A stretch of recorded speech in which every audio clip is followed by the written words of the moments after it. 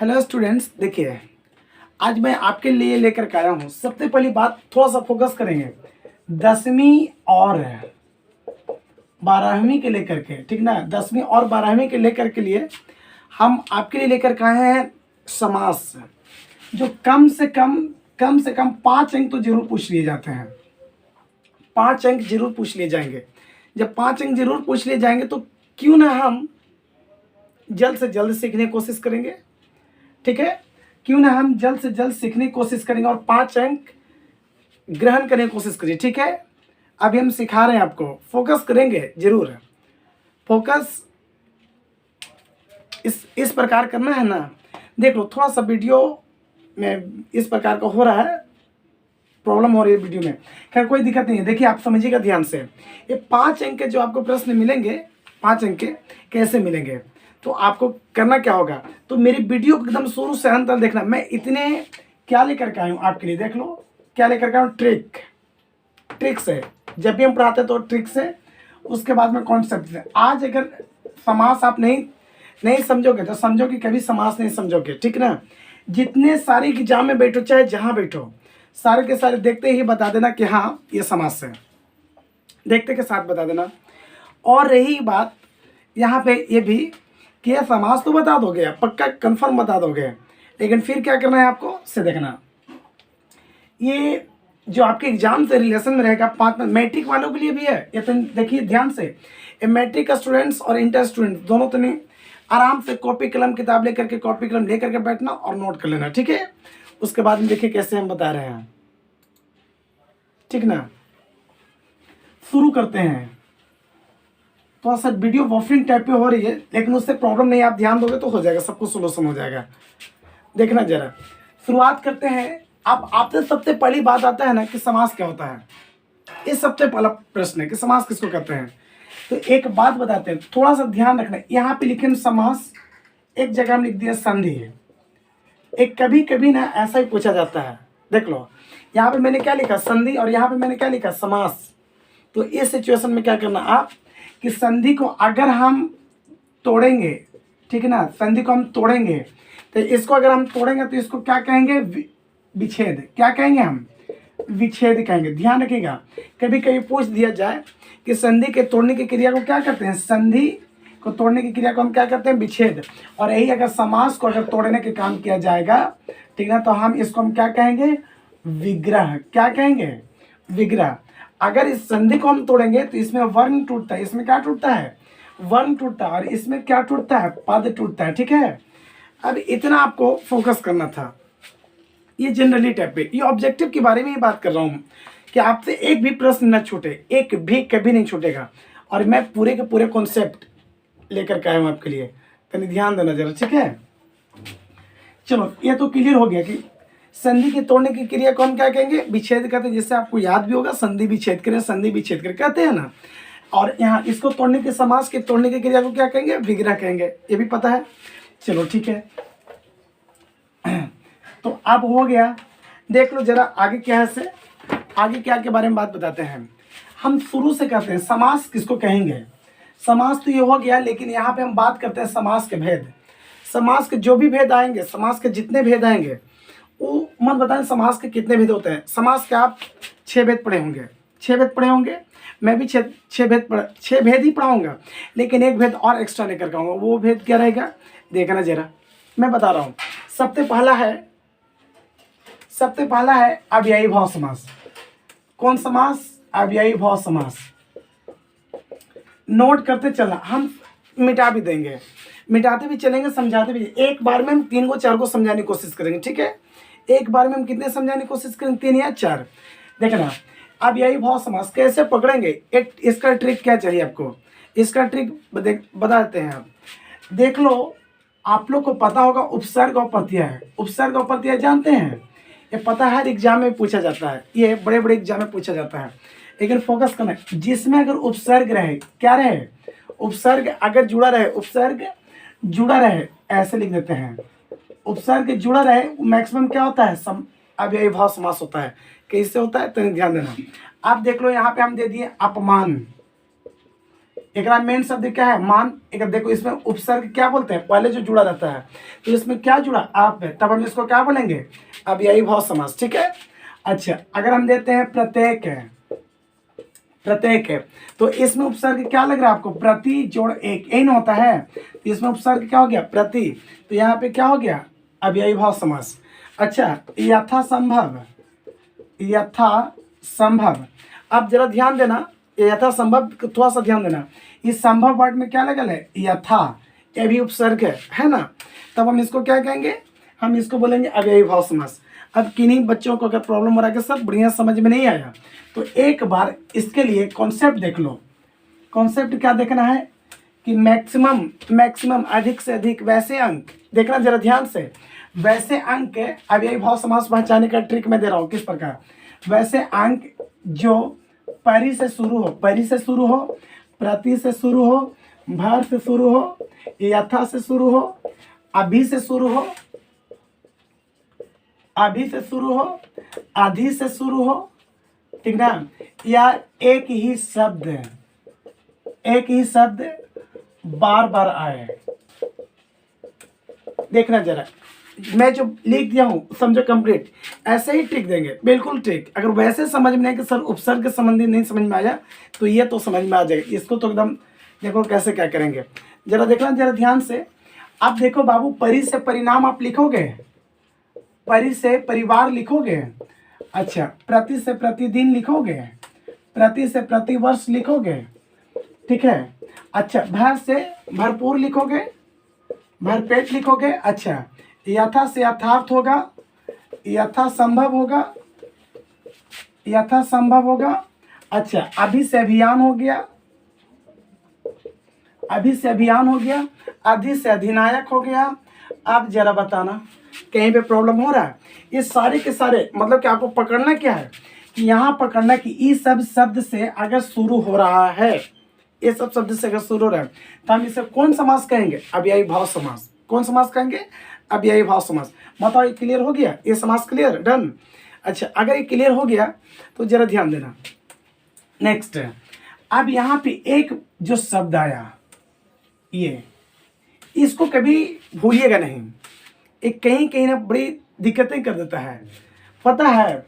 योजक चिन्ह इसमें आता है, योजक चिन्ह समझ लेना कि ये वाला डैश जिसको बोलते हैं योजक चिन्ह, इसको कहेंगे। आप देख लो यहाँ पे, देख लेना, यहाँ पे मैंने लिखा रातों रात, और एक वर्ड लिखा मैंने रात रात, ध्यान देना। एक मैंने लिखा, रुक जाइए, एक मैंने लिखा रातों रात, एक लिखा रात रात। अब जरा बताना मुझे, रातों रात जो शब्द आपको नजर आ रहा है, रातों रात यही शब्द ना है, रात रात है ना। अगर हम यहाँ पे लिख दें बाबू के दिनों दिन, दिनों दिन, तो आप बताओ दिनों दिन को हम इस प्रकार लिख सकते हैं, दिन दिन लिख सकते हैं कि नहीं लिख सकते हैं, लिख सकते हैं। जब लिख सकते हो तो स्पष्ट है कि एक ही शब्द बार बार आया, इस एक ही शब्द बार बार आया, आया कि नहीं, तो इसे हम क्या कहेंगे, एक कौन समास हो गया, अव्ययी भाव समास। बताओ पहला क्लियर हो गया, अव्ययी भाव समास से कहीं पे प्रॉब्लम हुआ, कहीं प्रॉब्लम नहीं हुआ। चलो तो सेकंड नंबर देखना जरा, दूसरा नंबर दिखाई पड़ रहा है ना, दूसरा नंबर जरा देखना। हम दूसरा नंबर के बारे में बात करते हैं, द्वंद्व समास। कौन समास के बारे में बात कर रहे हैं, द्वंद्व समास। एकदम नोट करते चलना, मैं जो बता रहा हूँ नोट करते चलना, कॉपी कलम लेकर बैठ जाना। वैसे ट्रिक है, कॉन्सेप्ट है, बहुत जल्द समझ में आ जाएगा, एक बार देखोगे क्लियर, डन हो जाएगा। देख लो, ये द्वंद्व समास के बारे में जिक्र कर लो बाबू। ये द्वंद्व समास क्या होता है, तो स्पष्ट है कि द्वंद्व समास में हम एक ही बात जानेंगे, पता है क्या, देख लो, आपस में उल्टा होता है। आपस में क्या होता है, उल्टा। ऐसे ट्रिक पकड़ो इसको, अगर आपस में उल्टा नजर आ गया तो समझो वह द्वंद्व समास। कैसे पकड़ना है, चेक करना है, देख लो, यहाँ पे दिन दिन था और यहाँ पे हम दे दिए दिन रात। अमीर गरीब, अमीर गरीब, घर बाहर। आप तो नहीं ध्यान देना, इतना आपको समझ में आया। देख लो, अमीर का उल्टा गरीब है ना। देख लो, दिन का उल्टा रात है, घर का उल्टा बाहर है। हम यहाँ पे दे दिए दाल रोटी, दाल रोटी, ठीक ना। अब बताओ दाल का उल्टा रोटी है। अब अगर ऐसा आपको नजर आ रहा है कि हाँ मतलब कि उल्टा है, आपस में शब्द अगर उल्टा दिखाई पड़ जाए तो क्या कर दोगे आप, कौन समास कर दोगे? द्वंद्व समास। यहाँ तक कोई डाउट? किसी को डाउट नहीं है? चलो डाउट नहीं तो एकदम देखते रहना वीडियो, ठीक है। नेक्स्ट आगे देखो, तीसरा नंबर देखना। पहले ये दो को क्लियर कर लीजिए आप, ठीक है। तीसरा नंबर देखना।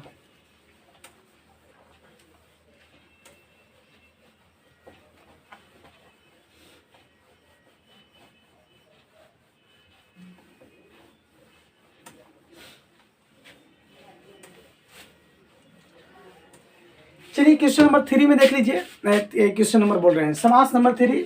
अगर हम द्वंद्व समास में आ गया तो आप कर लो द्विगु। कौन समास की बात कर रहे हैं हम? द्विगु समास। इसको कैसे पकड़ेंगे बाबू? द्विगु समास के पहचानने के कौन से तरीका आप लगाओगे?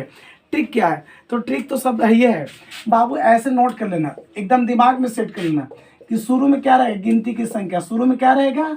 गिनती की संख्या। समझो खत्म हो गया, द्विगु समास भी आ गया आपको क्लियर, ठीक है। देख लो कैसे, जैसे कि हम देते हैं चतुर्भुज। देख लो चतुर्भुज हम किसको कहेंगे?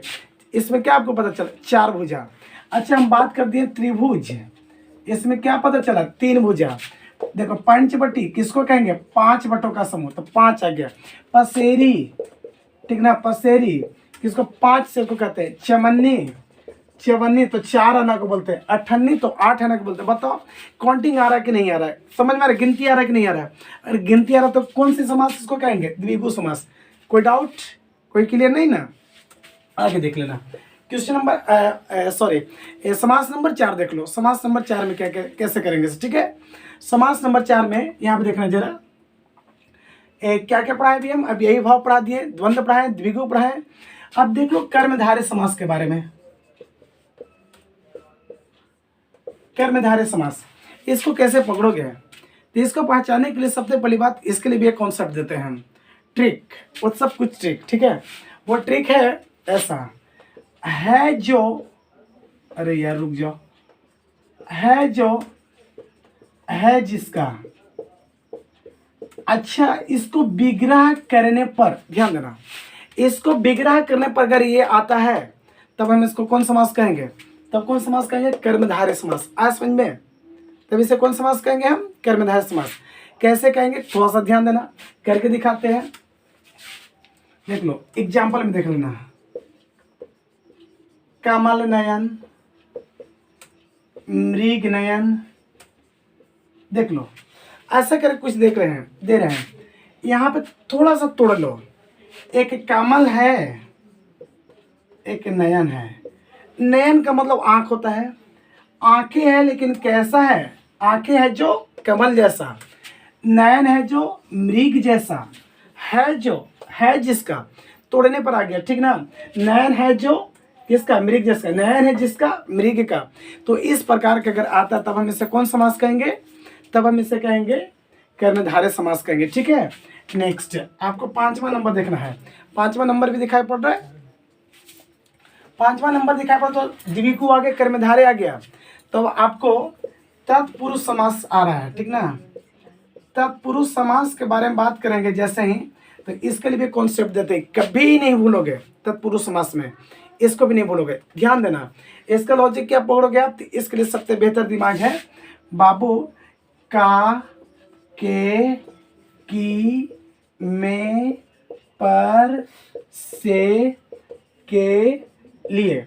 आप समझ जाना, ये जितना मैंने आपको बताया का, के, की, में, पर, से, के लिए, इसको कभी भूलना मत। अगर विग्रह करने पर ये सब सारी चीजें आ गया तो समझ जाना कि इसे कौन समास कहेंगे? हम तत्पुरुष समास कहेंगे। कैसे कहेंगे? जैसे कि हम बात करते हैं, एग्जाम्पल से आ जाना, बिना एग्जाम्पल से कुछ मजा नहीं है। देखो राजकन्या, मैंने क्या लिखा? राजकन्या। तोड़कर देख लो बाबू, राजा के कन्या। आप देख लो यहाँ पे मैंने लिखा राजपुत्री, राजपुत्री, राजा के पुत्री, ठीक ना। हम देते हैं पुरुषोत्तम, पुरुषोत्तम, तो पुरुषों में उत्तम, तो में आया कि नहीं, ठीक ना। अच्छा राजपुत्री, तो राजा के पुत्री, ये सब आ रहा है ना। तो तोड़ने के बाद है, ठीक ना, समझ जाना। तोड़ने के बाद जो भी कुछ आएगा तब हम उसे क्या कहेंगे? तत्पुरुष समास। ये 5 को क्लियर हो गया। छठा देख लो, दिखाए तो पढ़ ही रहा होगा। छठा देख लो, ये छठा में देख लो, सबसे लास्ट की बात मैं बता रहा हूँ। यहाँ पे बहुब्रीहि समास के बारे में बात करते हैं। कौन समास के बारे में बात करेंगे? बहुब्रीहि समास। इसको पकड़ने के लिए आप कौन सी लॉजिक लगाओगे? तो इसका भी एक सबसे अच्छा कॉन्सेप्ट है बाबू। एक में इतना रख लेना कि 80% ध्यान रखना, ये ट्रिक है। 80% देवी देवता का नाम आता है। 80% किसका नाम आता है? देवी देवताओं का नाम आता है। आप रही बात कि कैसे पकड़ेंगे, अब कैसे पकड़ेंगे देख लो। 80% देवी देवताओं का नाम कब? जब विग्रह करेंगे तब। और ये जब भी देगा, ये जब भी देता तो क्या देता है? ये हमेशा तीसरा अर्थ देता है। क्या देता है? तीसरा अर्थ देता है। यानी ध्यान दीजिएगा। आप कैसे बताते हैं एग्जाम्पल में? हम यहाँ पे लिख देते हैं चंद्रशेखर। मैंने क्या लिखा? चंद्रशेखर। यानी जिसके शेखर पर चंद्र, यानी कि देखे ना शंकर का कि जट्टा के पास में चांद है, तो समझ जाना कि उसको हम चंद्रशेखर कहेंगे, अर्थात शंकर। तीसरा अर्थ दिया कि नहीं दिया? मतलब चंद्र अलग एक भाग हो गया, शेखर अलग हो गया। ये दोनों से विग्रह करने के बाद में हमको क्या मिला? शंकर। हम देख लो यहाँ पे बात करते हैं वीणा पाणी। आप बताओ वीणा पाणी हम किसको कहते हैं? वीणा पाणी हम किसको कहते हैं? सरस्वती को कहते हैं। तो हम क्या कहेंगे? सरस्वती को कहते हैं। तो सरस्वती को कहेंगे तो एक बीना हो गया, एक पानी हो गया। बीना तो बीना बजाने वाला बीना, और पानी का मतलब हाथ होता है, ठीक ना। अब जरा सोचो कि इन दोनों को तोड़ने के बाद हमको एक अर्थ निकला, क्या? सरस्वती। तब हम इसको क्या कहेंगे? इसको विग्रह करने के बाद जो आया, तो समझ जाना कि हम इसे कौन समास कहेंगे? बहुब्रीहि समास कहेंगे। बताओ कहीं पे डाउट हो रहा है? और कहीं पे अगर एक आध दो ऐसा कुछ लग रहा तो फिर बताना मुझे, ठीक है। किसी प्रकार से कोई भी किसी प्रकार से अगर प्रश्न अगर डाउट आएगा तो कमेंट पे मुझे जरूर बताना, जरूर हम बताने का सोल्यूशन करने की कोशिश करेंगे, ठीक है। अब रही बात कि आप 6 देख लिए, वैसे भी आप 6 पढ़े, मैं भी 6 पढ़ा रहा हूँ, ठीक ना। एक समास और मैं बता रहा हूँ कि अगर छठा के बाद एक 7वां समास कौन है जिसे आप पढ़ाया नहीं जाता है, जिसे आप समझाया नहीं जाता है, तो हम तो पहले ही बता दिए कि मेरे पास तो सब के सब कॉन्सेप्ट है, ट्रिक है, सब कुछ है। आप खाली देखते रहना और पसंद आए तो लाइक जरूर ठोकिए, ठीक है। चलो एक समास है, उस समास का नाम है नैन समास। ये समास आपके बुक में भी देखने को अब नहीं मिलता है, मैक्सिमम ना के बराबर में। तो कोशिश करेंगे मिले चाहे ना मिले। अगर ना मिलेगा, अगर नैन समास न रहेगा तो अव्ययी भाव में मार देना। अगर अव्ययी भाव रहे और नैन भी रहे तो जो चीज़ हम ट्रिक देंगे वो नैन समास मार देना। कैसे? देखो नैन समास में क्या होता है ना, तो नैन का मतलब ना हो जाता है और ना का मतलब हमेशा ना का अर्थ देता है, यानी कि इसमें ना का बोध होता है। जैसे कि हम बात करते हैं, ठीक ना। अब यहाँ पे देते हैं अनजान। अच्छा, इसका ट्रिक कैसे पकड़ोगे? इसके लिए भी एक ट्रिक देते हैं। इसका ट्रिक होगा बाबू रे, या तो बे से शुरू होगा या तो अन से शुरू ज्यादा होगा। कजी से? या तो बे से या तो अन से, ठीक ना। या कभी कभी आ से भी ज्यादा होता है, ठीक ना, आ से, यानी कि ना का बहुत ज्यादा करेगा। अब देख लो, हम यहाँ पे मैंने लिखा, क्या लिखा? अनजान लिखा। मैंने क्या लिखा? अनजान लिखा। जब अनजान लिखा तो अनजान हम कहते हैं किसको? जिसको हम जानते नहीं है, जिसको आप जानते ना है उसको हम क्या कहेंगे? अनजान। अच्छा, यहाँ बे से शुरू होने वाला, जैसे हम बेकाबू लिख दिए ना। अच्छा, हम बेकाबू लिख दिए। बेकाबू का मतलब जिसका कोई काबू ना हो, वही ना बेकाबू हो गया, ठीक ना। तो इसमें ना का बोध आ गया। अन से अनपढ़। अच्छा, अनपढ़ हो गया था बाबू, जो पढ़ा लिखा ना हो तब हम उससे क्या कहेंगे? अनपढ़ कहते हैं, तो अन आ गया ना। अच्छा, अब आ से एग्जाम्पल लिख देते हैं, अशिक्षित, यानी कि जो शिक्षित ना हो उसी को बोलते हैं अशिक्षित। तो ये था नैन समास। आप बताना जरा, समास में कहीं पे कोई प्रॉब्लम हुआ? एक भी प्रॉब्लम? अगर प्रॉब्लम नहीं हुआ तो 9th और 10th 11th 12th, जिसमें खासकर 10th और 12th के बच्चों के लिए 5-5 अंक कन्फर्म मिलेंगे। और जब कन्फर्म मिलेंगे तो इसे छोड़ना मत, एक वीडियो देखो और जा करके आप अपने एग्जाम में 5 अंक उठा लो, ठीक है। एक एक अंक आपके लिए महत्व रखेगा और ये 5 अंक तो आपको समाज से पूछे जाएंगे, जो आपको मैंने ट्रिक और कॉन्सेप्ट से दे दिया।